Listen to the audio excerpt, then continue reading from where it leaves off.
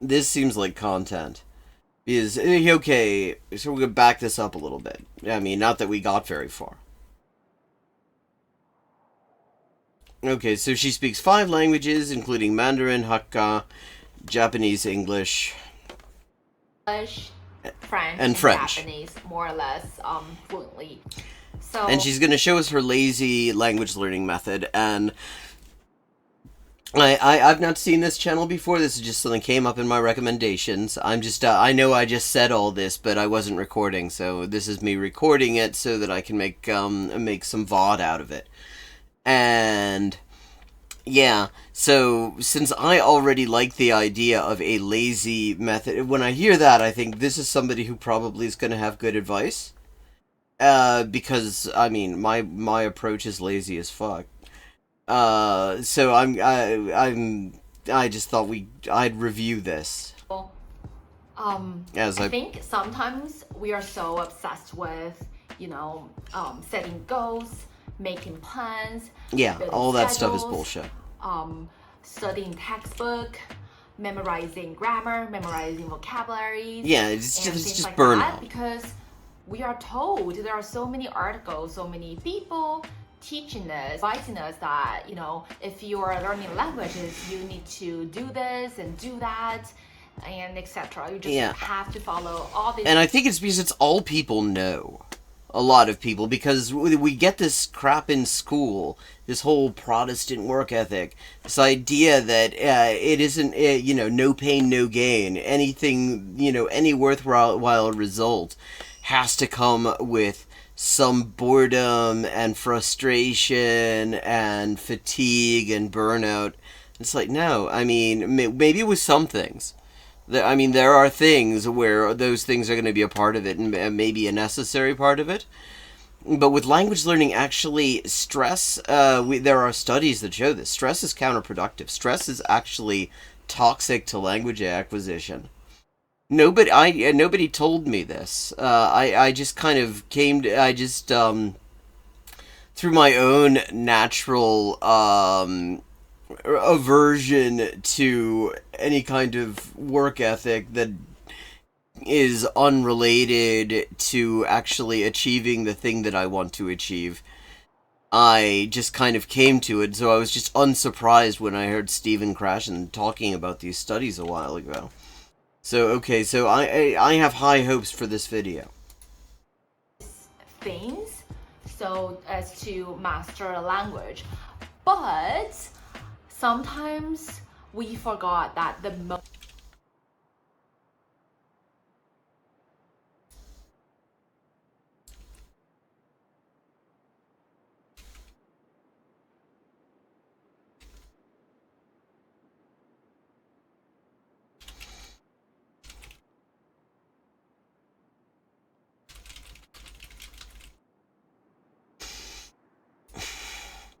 Yes, just slacking off is the key, really. most important thing when it comes to learning languages is just to make sure that you enjoy yourself in the whole learning process. Yes, and what she's saying here, this isn't just an opinion. This is like there is solid research, lots of it, about how actually the way people really pick up languages is when they're really engaged with the content that they're using. When they really are interested, they're so, the phrase that's often used is, it's so interesting that they forget it's in another language. That's when the real acquisition happens because your brain is totally in with it. And if you're like working with materials and you're not that engaged, then you're probably not going to learn all that well just because you're having to force yourself to focus on it. If you are not enjoying yourself, I feel like it's gonna be much more difficult to be consistent in doing it. And we all know that consistency is the key to master a language, right? It's basically a key to be successful in many other things. For me, for I'm example, I'm still very inconsistent, learning actually. languages. I really don't like to set goals or like make plans. or even like write on my schedules. I've never written a hate language memorizing learning schedule in my vocabularies. fucking I really life. Don't like. I've tried all these advices before, and obviously I just don't like them.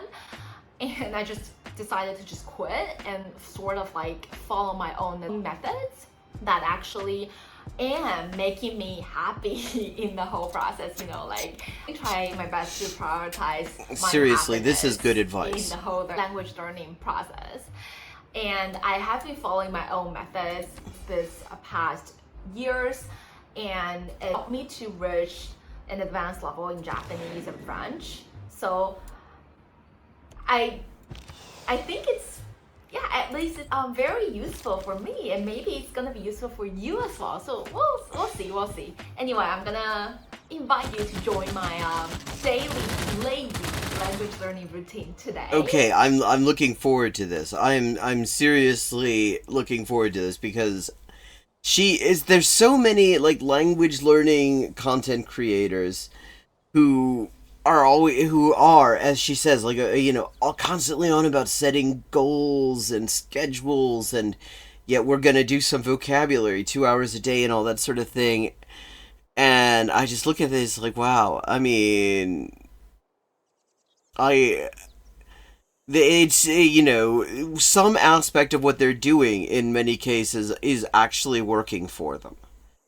But it seems to me probably that other aspects of what they're doing are probably actually harming their language learning process, because there's burnout. Burnout is a thing, and it is not a necessary thing. So it's currently 9:20 in the morning. I Wow, that's just 5 hours after 4:20. just finished working out, and now I'm gonna go prepare my breakfast. So actually now I'm working on my French, and I'm learning 2 new languages, which is Arabic and Spanish.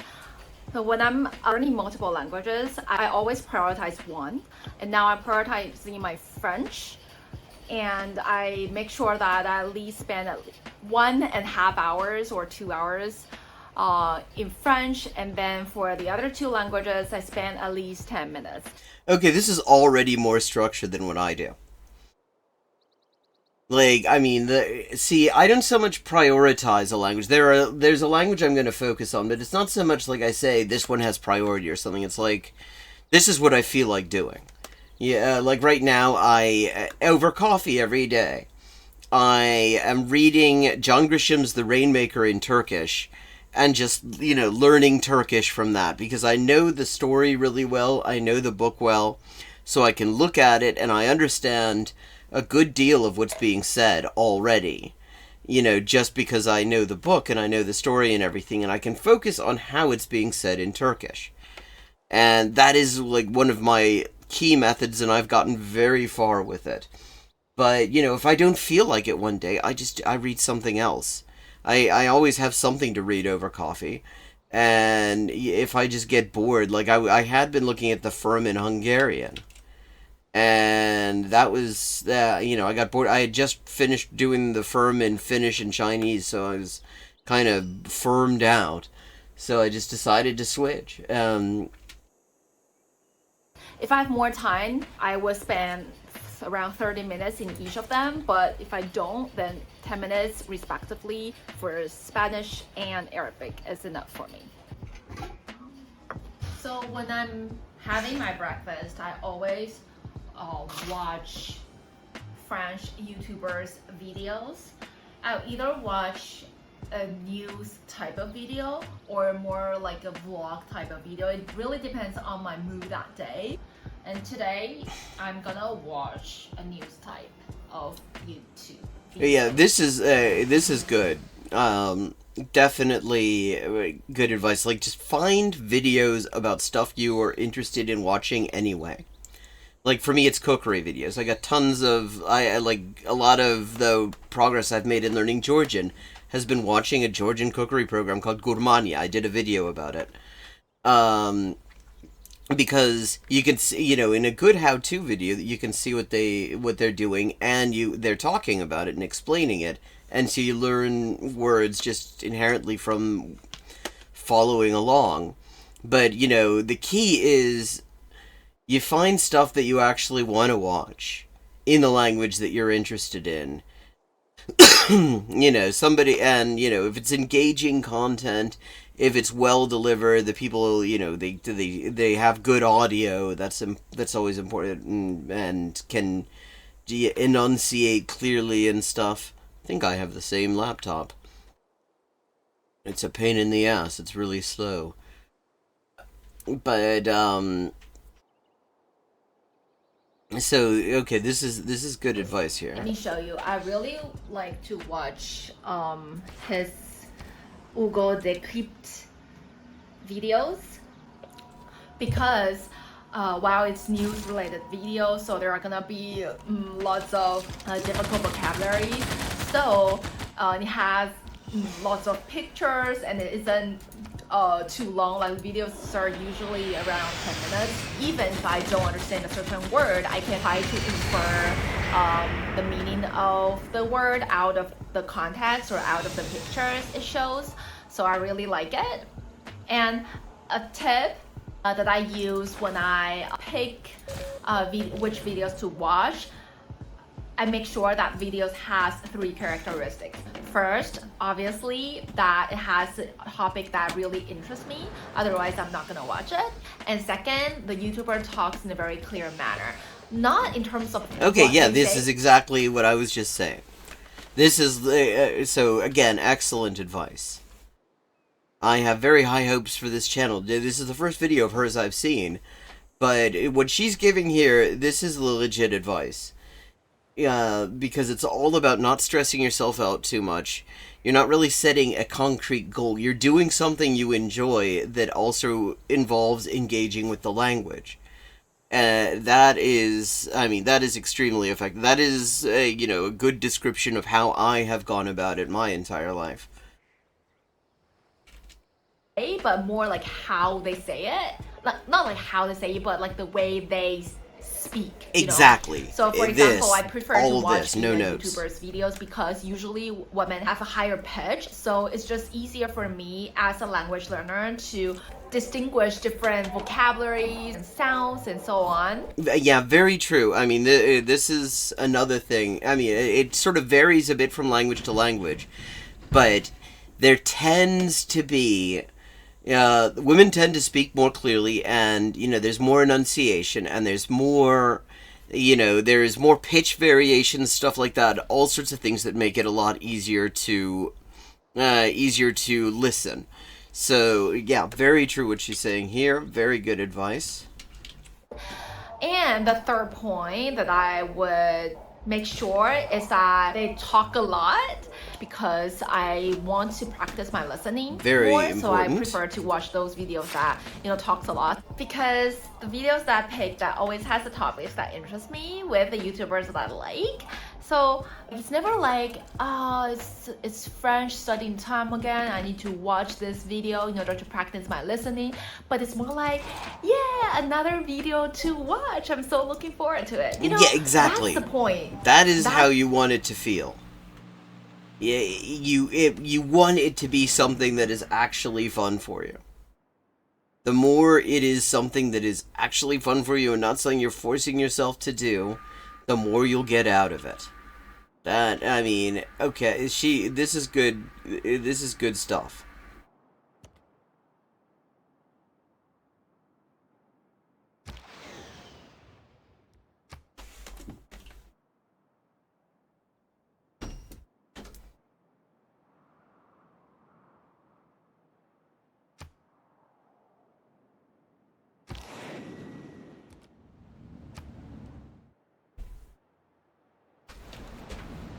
You have to reposition everything at this point. That's the point. That's really the point. If you found out that you are learning in a way that kind of like someone is like forcing you, or you're like,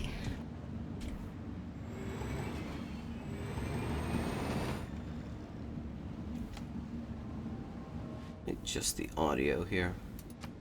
Usually I like to have it muted I know, on stream, I don't like to have it muted when the window isn't active, but I'm recording this for content, and so it's a little bit weird to have the sounds of invading Germany on Civilization 6 overlapping with her talking. Trying to discipline yourself to do it, then probably that's not a good method for you. Yes! A better method is that you don't even need to discipline yourself to do a certain thing. You just do that actively, because you are genuinely enjoy doing it. Like exactly. No notes, 0 notes. This is exactly right. I mean, one of the things that always gets me when people find out, I've learned, I have 20 working languages and there are another 20 on that I have varying degrees of some of the. One of the things I'll get often is like, wow, you must be so disciplined. And it's like, I am utterly undisciplined. I just care about stuff I care about. And if I'm doing, I want to learn things that I care about knowing. And I want to do things that enjoy. It does not require discipline to do these things. Because they matter to me and I enjoy them. There's absolutely no work ethic involved. I'm just doing things that are meaningful to me. And therefore there's just no effort. It isn't, it isn't an ordeal. Like me watching the YouTube videos, I just love doing it. I love watching it. Even if it's not like my French studying time, I still watch it because it's so entertaining and so interesting to watch. That's very important.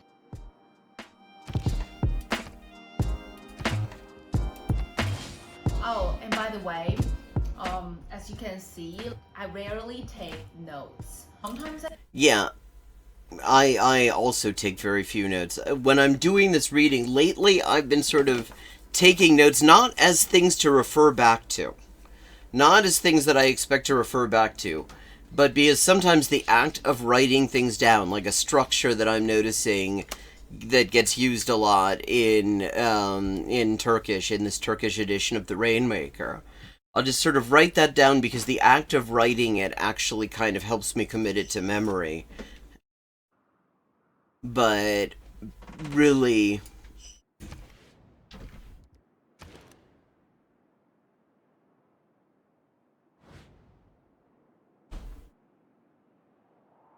I do have a land unit I can use. That's good to know.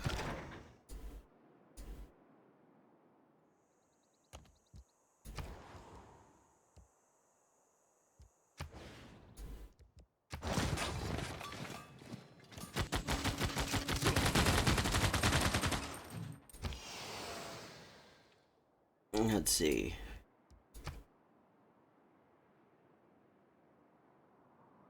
No, still out of range.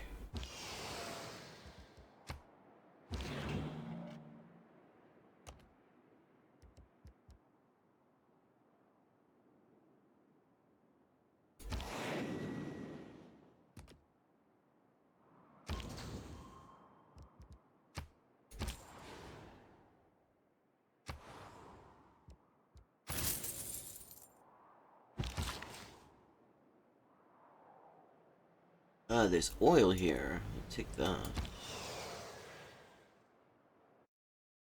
I do if I found that a certain vocabulary it just keeps showing up and I just couldn't understand it and I really need to understand that in order to kind of understand the key idea, then in that case I will look it up. Or in the other case, if I'm just like can't infer that the meaning of that words from the context, but I just so want to understand that. Okay, this is so much the exact same thing that I do. And it's just like, I know it's talking about something important and I want to know it, then I will look it up.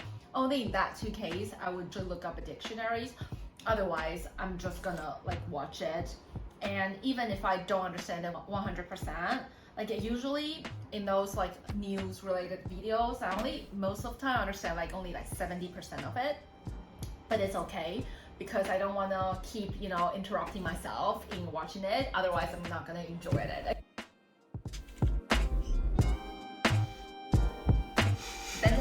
Finished. I'm gonna watch another vlog types of videos. Yeah, I mean, this is just so much exactly the sort of thing that I would recommend. As more videos as you watch, you become better at inferring vocabularies that you don't know based on the context. You know, you just get better at that skill. Yeah, you get used to hearing I'm so used to it, so even for those like very difficult videos, I can sort of just infer. Like I don't necessarily understand the meaning of that word, but I can understand that, you know, it's positive or it's negative, or, you know, it's just I get the sense of that. Yeah, I finished my breakfast and This is so much my method that she's describing here. It's very cool to see that.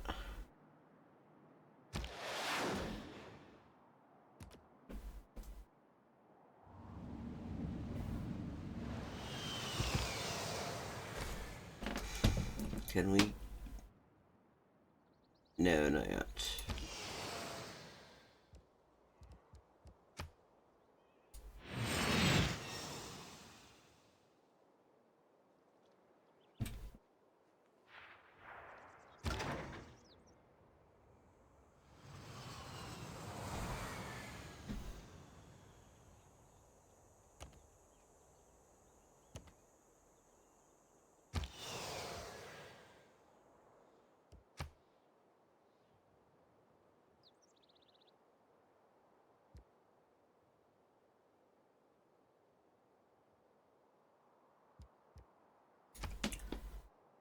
Yeah, there, that'll simplify things a bit.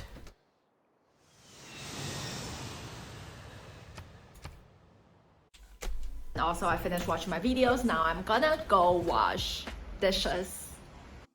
So when I'm washing dishes or like drying clothes, folding clothes, or like whipping, yes, things like that. Well, or like for example, just walking, running errands, I always listen to podcasts. So today I'm gonna listen I listen to music, and my music playlist is all sorts of different languages. I've got like funk jazz in Georgian. I've got all sorts of Korean and Japanese stuff. I've got like a Russian rock band that's really great called DDT.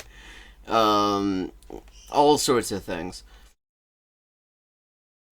This is one of my favorite podcasts lately, and they just published a new episode. Because spoken French is so hard to understand, so I usually listen to more than one time. Like their previous episode, I think I already listened to them like 10 times or something like that, because I love it so much and enjoy listening. This and the repetition is good. Like, I mean, a big part of what I was a real breakthrough in being able to really listen to normal speed Japanese to me was my host family when I was in Nagoya in Japan back in the 1990s.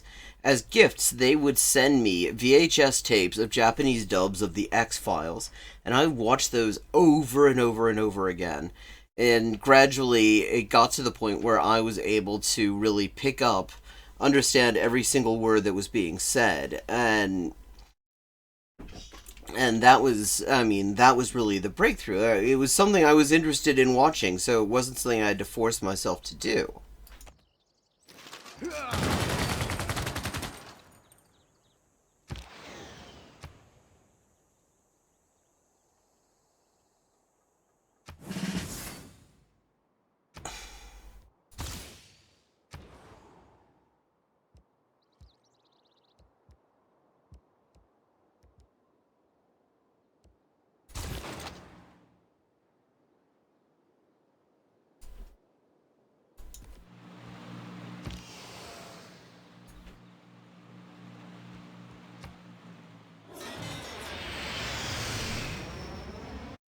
Listening to it. Plus, each time I understand more and more. It's a great way Exactly. to practice your listening and to Especially when you do it passively, your brain just kind of gets used to having these sounds sort of bouncing off it. you don't necessarily need to live in that country in order to immerse yourself into that environment. You know, you can create that environment yourself. Very, very, very true.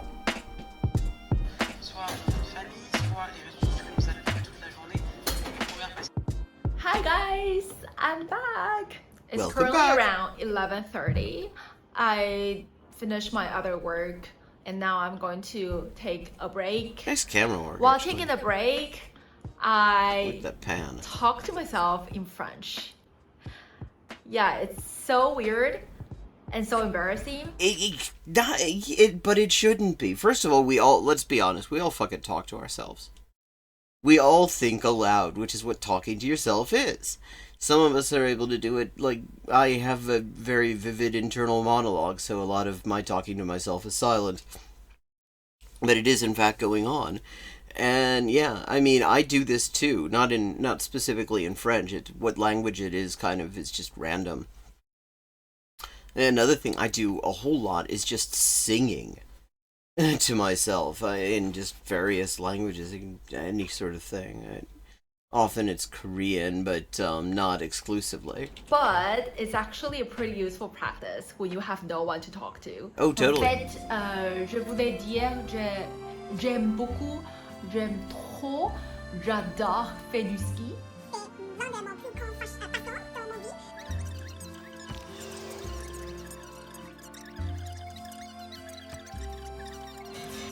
Und à peu près 4 heures de là-bas.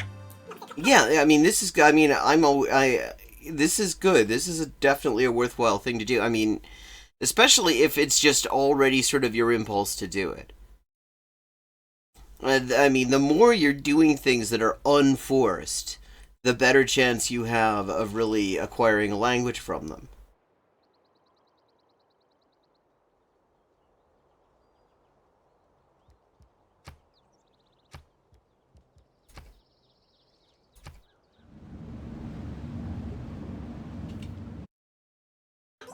Hey guys, I'm back with language. Now I'm gonna study intent. Spoken French sounds like mumbling with a mouthful of marbles. I can see, not so much as spoken Danish does. But I can see where you get that, because one of the things you have to get used to with spoken French, and I'm noticing that because I watched there's a TV series that's on Acorn called Quand ils renvoient, French cop show, very cute, about a senior detective who also has 4 kids and is a single mom, and it's a cute show. I mean, it's propaganda, but what are you gonna do? So much is, but my mother, who did quite a bit of French growing up, she has the hardest time understanding it, and a lot of it is because it sounds like they're talking really fast, but what's going on a lot of the time is that unaccented, unstressed E's just disappear. They're just completely silent. And so a lot of syllables that you're expecting to hear just don't happen. To 15 minutes of Arabic, and Arabic is a pretty tricky language to learn because it's so different, with I find the lack of written vowels very complicated. very difficult to memorize alphabet. So the best way to Here's a tip on memorizing the alphabet, though. I didn't have any real problem with that, because what it comes down to is it's the number of dots. If you see 1 dot on something on top, it's an N. It's nun. If you see 1 dot in the bottom, it's ba. If you see 1 dot, I mean, this is all if it's one thing sticking up in the middle of the word. If it is 3 dots on top, then it's tha. If it's 3 dots on top of like a W looking thing, then it's sha, shin. The number of dots is everything. that I found studying Arabic is to first start with Duolingo and to try just One piece of advice I've heard from Arabic speakers is only use Duolingo to learn the writing system. It's okay for that, but it's absolutely useless for everything else, because nobody uses the sort of Arabic that they use in daily life. It is a completely different, because there are numerous variants. I mean, they're considered variants of Arabic, but I mean, really, you could call them separate languages. They're not always mutually intelligible. But you can get the alphabet off of it. Grab the very basic. Hey guys! So I usually finish my day of language learning by reading a book. I'm currently reading French version of Harry Potter. Guys, it's so hard. Yeah, see, I mean, here's another one of my favorite methods. Not specifically Harry Potter, fuck J.K. Rowling, but using books that I like and that I know well, reading them in languages I'm trying to learn, it's very effective. Because you can focus, as she was saying earlier, you can focus on how people say the things.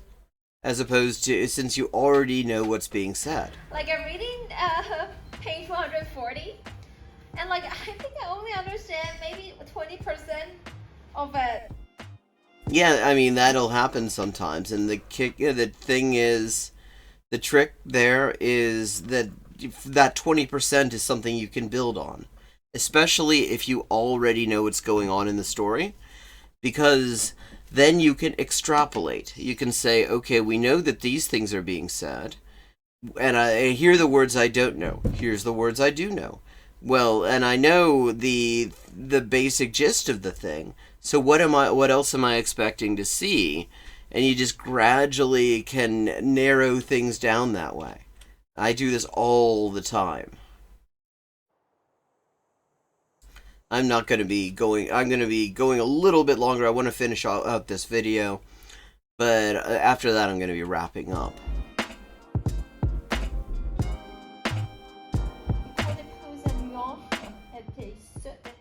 Yeah, reading out loud too. I do exactly this. Sometimes, you know, when I'm reading, like I read out loud, it's more like I can also practice my pronunciation, sort of. Like, yes, just move around. Totally. Like, just train your thun. Wait, thun. Wait, oh my god.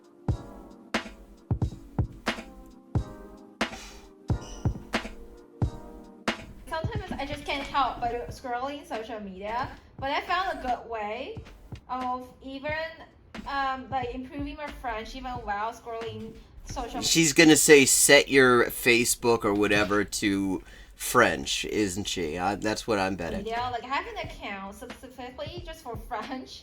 So in that account, I follow another very good piece of advice. I don't do that, but I can see where it would be useful.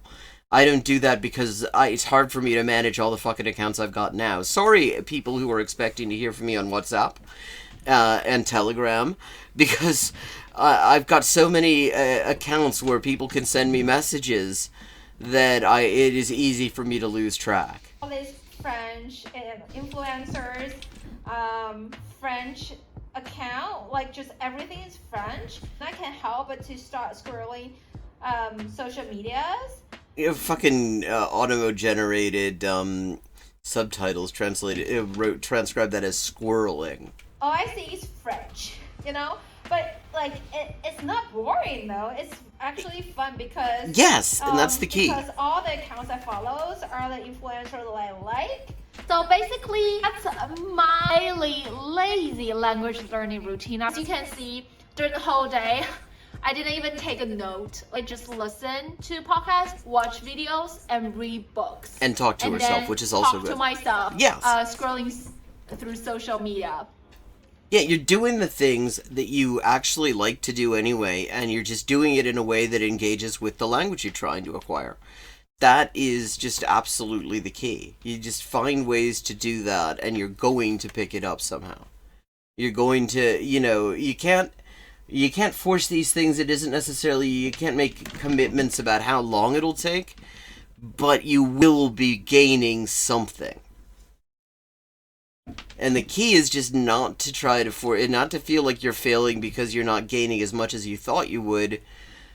Though that may, if it turns out that part of that is because you're getting bored with what you're doing, then definitely find ways to spice it up. Find things that sound interesting and combine them with your language or something like that. That's basically all I did. So that's it. Thanks for watching, and I hope you enjoyed it. I did indeed. And I recommend this channel. She's giving good advice. I've never seen her before, but I will be watching more of hers. So, what was this channel called? Let me just give her a sub. This is Baobaopearly?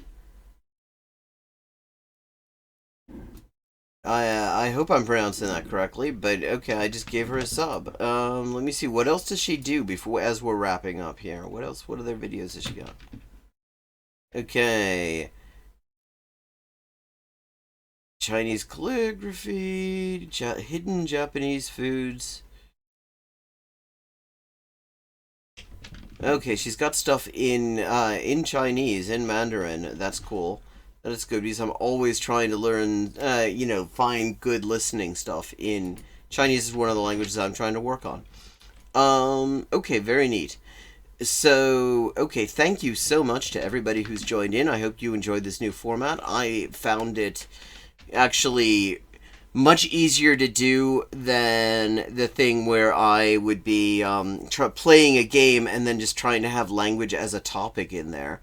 And if you enjoy this stream as much as I do, then please consider paying for the stream with a Prime, a sub, any of those old things. It helps me continue doing this by helping me to pay all my bills. So thank you so much. And who can we raid? Who can we raid? Raid channel. Who's there? Oh, Thought Slime's having weekends, a celebration of vulnerability. That is such a wholesome fucking stream. We're going there. We're headed over.